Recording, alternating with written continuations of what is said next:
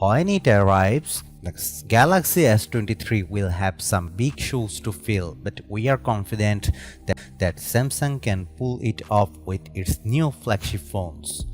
Among this year's releases, the Galaxy S22 and Galaxy S22 Plus felt a lot more iterative than innovative, but the Galaxy S22 Ultra had no such problem, bringing the Galaxy Note back to life.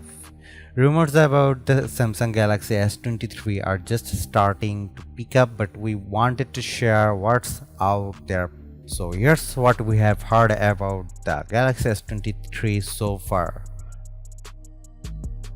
The Samsung Galaxy S23 has been tipped to ditch Samsung's Exynos chip in favor of Qualcomm Snapdragon 8 Gen 2.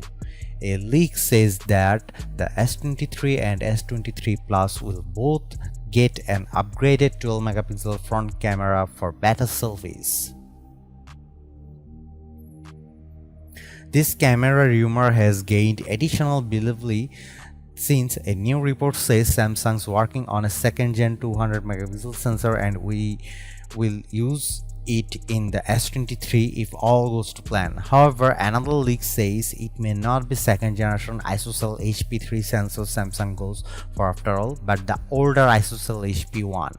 If you are curious as to what this sensor is capable of, Samsung has shown off a video of the 200-megapixel HP1 camera sensor in action by snapping a photo of a cat and then blowing up that images to fit a 20x into 22-meter canvas that was hung off the side of a building. It is hard to tell for sure in a YouTube video and not in person, but the images looked impressive. Detail appeared to be very crisp with individual cat hairs picked out.